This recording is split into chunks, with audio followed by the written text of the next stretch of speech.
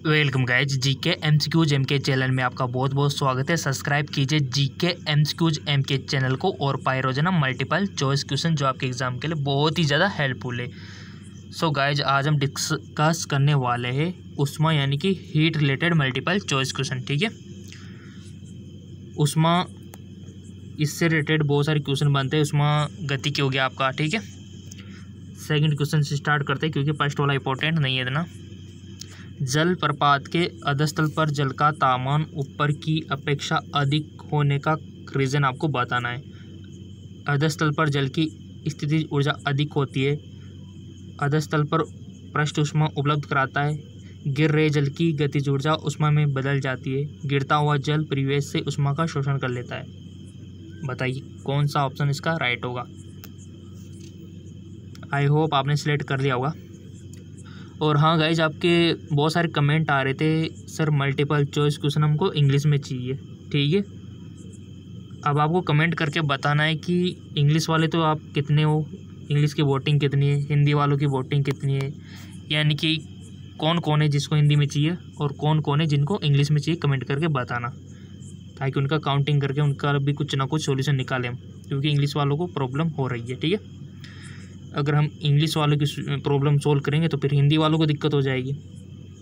तो कमेंट करके बताओ कौन कौन है जो हिंदी में चाहता है और कौन कौन है जो इंग्लिश में ही चाहता है। ठीक है, अगले क्वेश्चन, इसका तो हम आंसर चेक कर लेते हैं। ऑप्शन सी यानी कि गिर रहे जल की गतिज ऊर्जा ऊष्मा में बदल जाती है। राइट। अगला क्वेश्चन है आपका,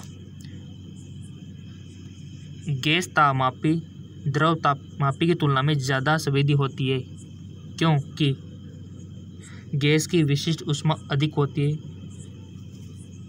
गैस का प्रसारण गुणांक अधिक होता है। गैस हल्की होती है। गैस की विशिष्ट ऊष्मा कम होती है। बताइए। गैस तापमापी द्रव तापमापी की तुलना में ज़्यादा संवेदी होते हैं। सो इसका राइट ऑप्शन हो जाएगा यानी कि गैस का प्रसार गुणांक अधिक होता है। नेक्स्ट,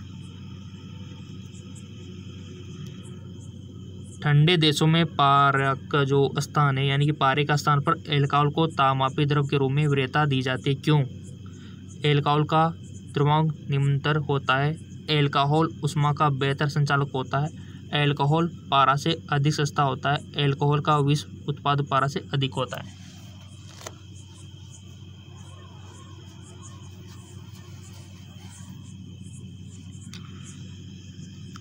सो सिंपल इसका राइट ऑप्शन हो जाएगा आपका ऑप्शन यानी कि एल्कोहल का द्रव्यमान निम्नतर होता है। नेक्स्ट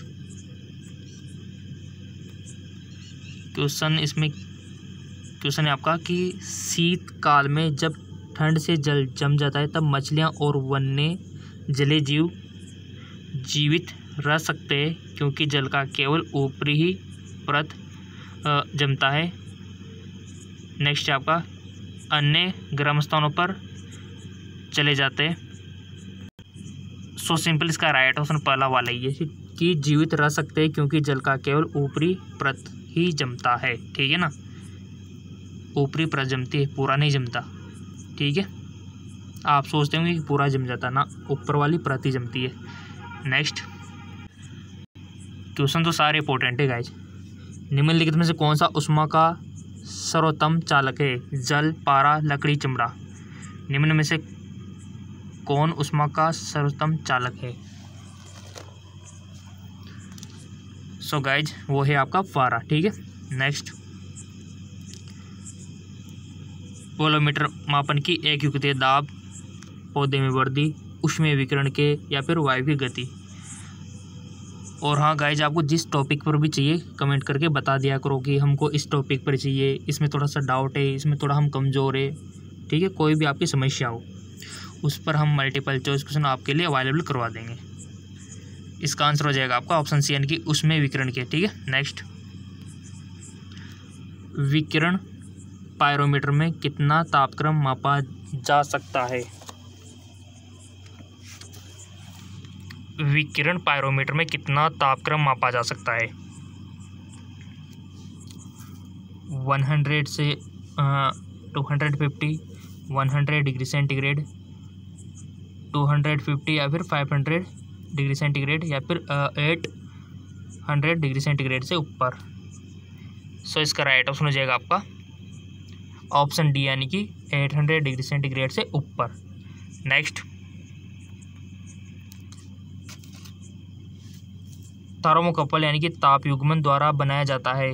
दो अधातु, दो एक सदृश धातु, दो अदृश्य धातु, इनमें से कोई नहीं। तो इसका राइट ऑप्शन हो जाएगा आपका ऑप्शन सी यानी कि दो सदृश धातु। ठीक है। नेक्स्ट, निम्नलिखित तापमापियों में से किसे पायरोमीटर कहा जाता है? ताप विद्युत तापगामी यानी कि विकिरण तापमापी, या फिर गैस तापमापी, या फिर द्रव तापमापी, किससे पायरोमीटर कहा जाता है? इसका जो ऑप्शन होगा करेक्ट वो होगा विकिरण तापमापी। और गाइज आपके लिए साइंस एम के चैनल पर भी आपको रोजाना एमसीक्यूज मिल रहे हैं। ठीक है, फिजिक्स के, और जेके लोन जॉब चैनल है वहाँ पर पीडीएफ आपको मिल रहा है। ठीक है, पीडीएफ फाइल। सो आपको क्या करना है, इन चैनलों को जाके फॉलो कर लेना है दोनों को, साइंस एमकेएस और जेके लोन जॉब को। लिंक नीचे डिस्क्रिप्शन में अटैच किया हुआ है। तप्त जल के थ्लो में जल का प्रयोग किया जाता है क्योंकि यह सरलतमता से मिल जाता है, यह सस्ता है और हानिकारक नहीं है, इसकी विशिष्ट ऊष्मा अधिक है, जल को गर्म करना आसान है। तप्त जल के थलों में जल का प्रयोग किया जाता है क्यों? क्योंकि इनकी विशिष्ट ऊष्मा अधिक है। धातु की चायदानी में लकड़ी के हैंडल क्यों लगाए जाते हैं? धातु की चायदानी में लकड़ी के हैंडल, लकड़ी ऊष्मा की कुचालक है, इससे बिजली का शॉक नहीं लगता, इससे पात्र सुंदर लगता है, या फिर इससे स्वच्छता होती है।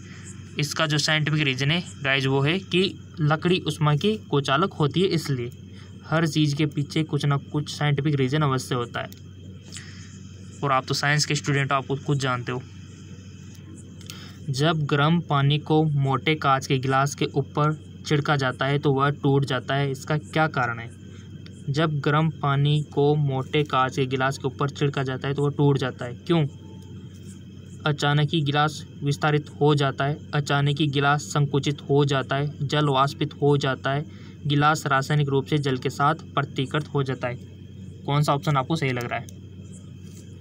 लगा दो जिस पर आपको लगाना है, ताकि आप जो भी गलतियां करो बस यही करो। आपका इंट्रेंस एग्जाम है, आप ना करो। इंट्रेंस एग्जाम है तो आपको देखो सही टिक लगाना है, क्योंकि आपका रिजल्ट शो होगा उस टिक लगाने से। किसने कितने सही लगाए, किसने कितने गलत, ये आपका कैरियर का फैसला वही होगा। ठीक है, तो यहाँ तो आपका काम सीखना है, तो सीखो ना। राइट ऑप्शन हो जाएगा आपका अचानक ही गिलास विस्तारित हो जाता है। नेक्स्ट, लोलक घड़ियाँ गर्मियों में सुस्त क्यों हो जाती है? गर्मियों के दिन लंबे होने के कारण, कुंडली में घर्षण के कारण लोलक की लंबाई बढ़ जाती है, जिससे इकाई दोलन में लगा हुआ समय बढ़ जाता है। गर्मी में लोलक का भार बढ़ जाता है। बताइए। सो इसका आंसर हो जाएगा आपका सी, यानी कि लोलक की लंबाई बढ़ जाती है, जिनसे इकाई दोलन में लगा हुआ समय बढ़ जाता है। ठीक है ना। नेक्स्ट, देखो गाइज, हम खुद आपको 11th के क्वेश्चन तो बहुत कम दे रहे हैं, क्योंकि 11th का मटेरियल बहुत कम आता है आपके, और 12th के तो आपको पता है कितना सारा फोकस कर रहे हैं 12th पे, तो हम अपने हिसाब से सब कुछ सही कर रहे हैं। ठीक है, 15-20 क्वेश्चन रोजाना कर लेंगे 11th के, तो आपको कुछ लूट थोड़ी जाओगे आप। ऐसा थोड़ी है कि हमने 15-20 क्वेश्चन सोल्व कर लिए 11th के तो हम तो बर्बाद हो गए ना। ठीक है ना, ये थॉट अपने माइंड से निकाल दो। बहुत सारे स्टूडेंट कमेंट करते सर 11th के नहीं आएंगे, 11th के नहीं आएंगे। अरे 1 2 3 4 सवाल आ गए तो गए ना काम से। जैसे मान लो आपके 100 में से 100 लाने का टारगेट है, और आपने पूरा का पूरा 12th पढ़ लिया, 4 क्वेश्चन मान लो आपके 11th से आ गए, तो आपका परसेंटेज तो 96 पे रह गया। ठीक है, तो थोड़ा सा ये, ठीक है, समझ गए हो आप। जब किसी बोतल में पानी भरा जाता है और उसे जमने दिया जाता है तो बोतल टूट जाती है, क्यों? पानी जमने पर फैलता है, बोतल हिमाग पर सिकुड़ती है, बोतल के बाहर का टेम्परेचर अंदर से ज़्यादा होता है, पानी गर्म करने पर फैलता है। सो इसका राइट ऑप्शन हो जाएगा पानी जमने पर फैलता है गाइज। ठीक है ना, आप सोच रहे होंगे कि जमने पर सिकुड़ जाता है ना, फैल जाता है। नेक्स्ट, फेसबुक इंस्टाग्राम पे फॉलो कर लेना, वहाँ पर हम आपको PDF लिंक अवेलेबल कराते रहते हैं। फेसबुक और इंस्टाग्राम का लिंक डिस्क्रिप्शन में दिया हुआ है, जिन्होंने कर रखा है वो तो फ़ायदे में, क्योंकि वहाँ पर उनको अच्छी अच्छी पोस्टिंग मिलती है, अच्छा फ़ोटोज़, उनको कोई भी इंफॉर्मेशन वहाँ पर अवेलेबल हो जाती है। ठीक है, PDF के लिंक वहाँ पर आपको अवेलेबल हो जाएंगे। अत्यधिक शीत ऋतु में पहाड़ों पर पानी की पाइपलाइनें फट जाती है, इसका कारण क्या है? पाइप कड़क से सिकुड़ जाते हैं, पाइप में पानी जमने पर सिकुड़ जाता है, पाइप में पानी जमने पर फैल जाता है, पाइप ठंडक पाकर बढ़ जाता है। तो इसका राइट ऑप्शन हो जाएगा गाइस सी, यानी कि पाइप में पानी जमने पर फैल जाता है। दो रेल पटरियों के मध्य जोड़ पर एक छोटा सा स्थान क्यों छोड़ा जाता है? क्योंकि ऐसे स्थान छोड़ने से कुछ लागत बचेगी, क्योंकि धातु गर्म करने पर फैलती है तथा ठंडी होने पर संकुचित होती है, आवश्यक गुरुत्व बल उत्पन्न करते हैं, इनमें से कोई नहीं।